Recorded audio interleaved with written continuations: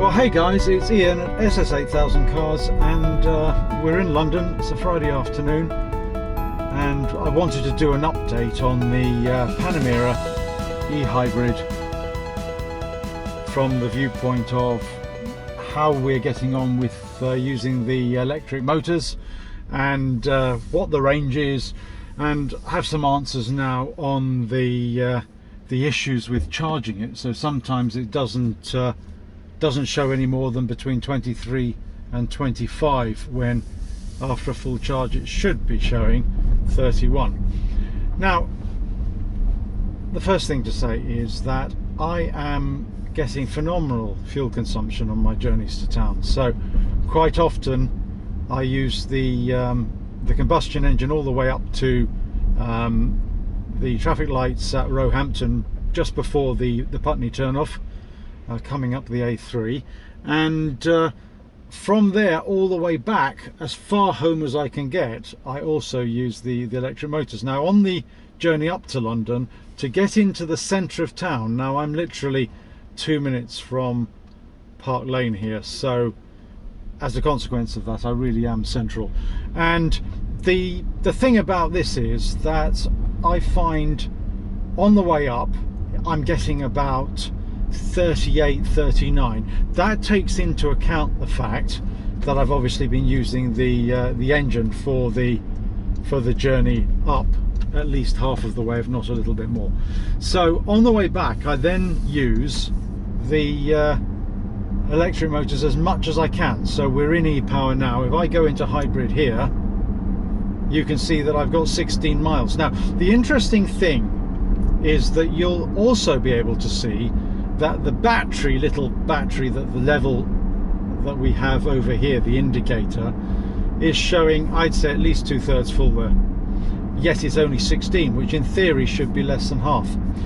But basically what the system does is it monitors the mileage over the last 250 to 500 miles, and it calculates what the E-range should be based upon your current mode of driving and where you drive. So in my case, coming up to London the whole time, that's really your maximum range is 25 in real terms, and from that point it's pretty accurate. I do genuinely get about 25 miles range.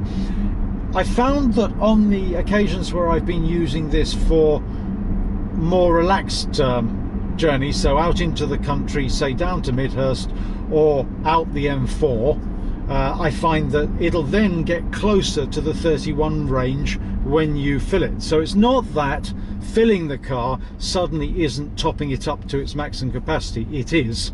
It's merely that the computers are letting you know, based upon your driving style and where you drive, what the maximum range is likely to be.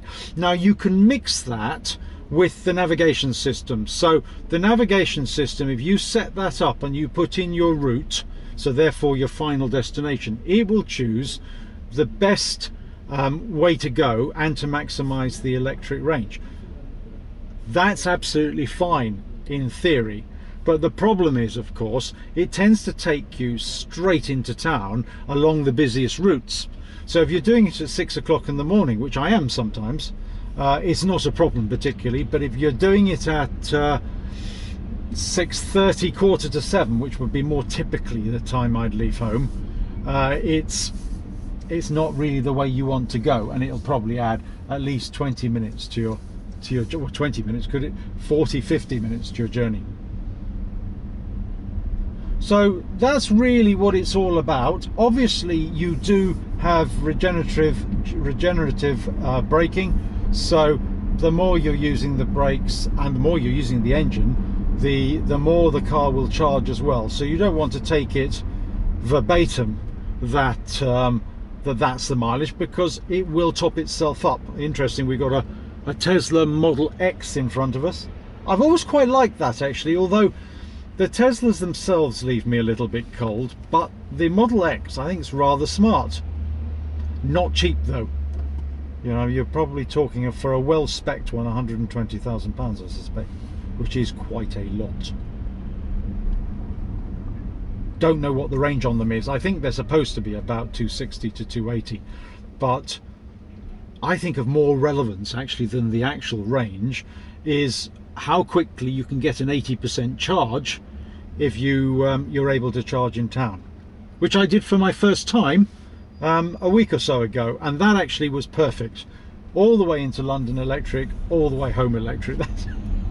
Didn't use any fuel at all, which I really do rather like. Such a busy place. Although I'm coming out of London at a good time, so hopefully I'll be long gone before the rush hour, all being well. Other than that, the car is exactly as you expect it to be. No rattles, nothing at all gone wrong so far, touch wood. Never wood around when you need it. It's a really good luxurious saloon, but it behaves as a sports car, especially if you have it in the lower setting, which is also the sports setting, because the suspension is quite compliant. I think it looks quite good because it's in its lower setting, but also it's perfectly usable, and it doesn't seem to catch any of the speed humps or any of the measures that they put in place in London to keep your speed down. It's very good indeed.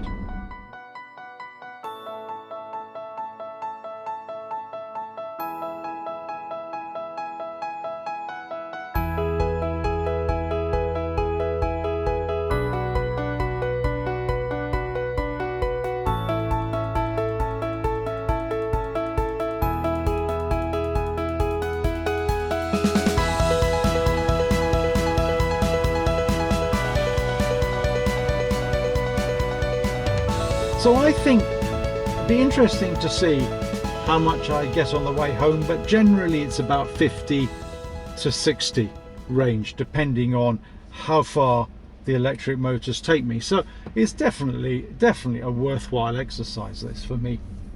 And of course, as I've said on many other videos, I'm not polluting the built-up areas, which I think is important as well, because, you know, when you're walking along the curbs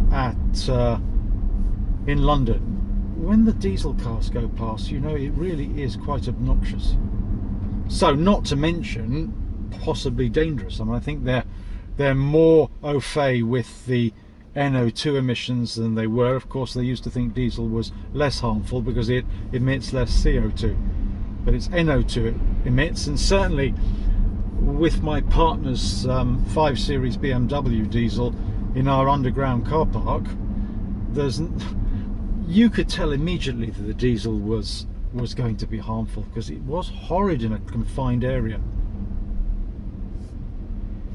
Again, as I've said before, I love the sat-nav. The sat-nav is just tremendous. I'm still not completely convinced about all the touch buttons on the car, but that's the way that everybody seems to have gone. So at the end of the day, I think, until people suddenly wake up and say, well, maybe they're not the best way of altering things on the move. So if you want your heated seat on, you have to go through a couple of levels in some cars to get at, like the Velar, for example, and like the 650S McLaren, but and the 570, 540 range. In this car, it's easier because you actually have the heated seats on this system here, and as a consequence, you can feel it. You can feel the connection when you push down onto the glass. But I still don't think it's as easy as the fixed buttons. I prefer the look of it, to be truthful, but I don't think it's as easy to operate. A friend of mine, Paul, who I has featured in videos on the channel before, he's just got himself a Cayenne, and not the new Cayenne that really hasn't hit the streets yet, but the last version of the last model. And actually it's a really nice looking car, but it's a bit like our old Panamera. It has all the buttons, and you know, there's something to be said for that, and they look good too. So all being well, you can, I don't know whether you can see, but we've got 99 miles per gallon at the moment, but then that's because the engine hasn't cut in yet. Although I am in pure electric mode rather than hybrid. I tend to put it in hybrid actually, because then the system works out if it needs the engine, and because I tend to forget. But it'll keep it in electric for the moment because we've got 15-mile range.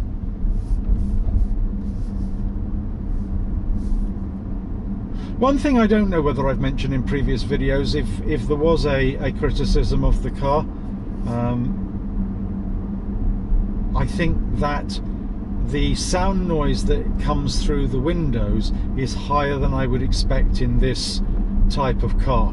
Now, certainly even with our Ferrari FF, the double glazing in that car meant that when you were going down motorways and passing lorries, it was pretty silent. In this car, you definitely notice it. And when I didn't tick on the options list the noise insulating glass, I think that might have been a mistake, although the noise insulation glass is not double glazing. Now, I think when you've got a car that's weighing well over 2 tons, really you could put double glazed side windows in it, because how much extra weight is that going to add to the overall weight of the car? Very little, I suspect. Alright guys, well, I hope you've enjoyed this journey. I will do updates on the Panamera from time to time. I absolutely intend to run this as my everyday car for at least 2018. If I like it enough, I may keep it even longer than that. And I've enjoyed the education process to get us this far. It's been a fascinating journey, and I've really enjoyed it. I mean, I still get in the car and I really feel good about driving it. It's really comfortable. The sports seats are the most comfortable seats I've ever sat in, combining both comfort and of course lateral support, and it's very roomy, so you genuinely can have 4 people in it, and the people in the back are almost as comfortable as the people in the front. And it's a driver's car, so I guess perhaps not so good if you want to be chauffeured. I suspect you but then, you know, you could be chauffeured in the car because you'd be very comfortable sitting in the back. Alright guys, well, thanks for being with me on this adventure. There'll be many more, I'm sure. GT3 arrival is just round the corner. It came out of manufacturing and is waiting to be transported to Emden, which is the port in the north of Germany. Came out last Friday, a week ago today, so I haven't heard any more, but I'm hoping it's winging its way across. The interesting fact, actually, Porsche apparently have 2 boats that they either lease or they have another company run for them, and the GT models can only go in one of those boats. So obviously when we took delivery of this in December, it was quite quick because it has 2 boats to choose from. Whichever one is at the port, if there's enough room on it, this car goes on. But with the GT boat, apparently, and it's to do with the ground clearance, it has to go on a designated boat. So obviously if it's just left, it then, you know, it's probably 4 or 5 days before it's back, I'd imagine. Alright guys, well, thanks again for being with me. Catch you up very soon. It's Ian from SS8000 Cars signing off.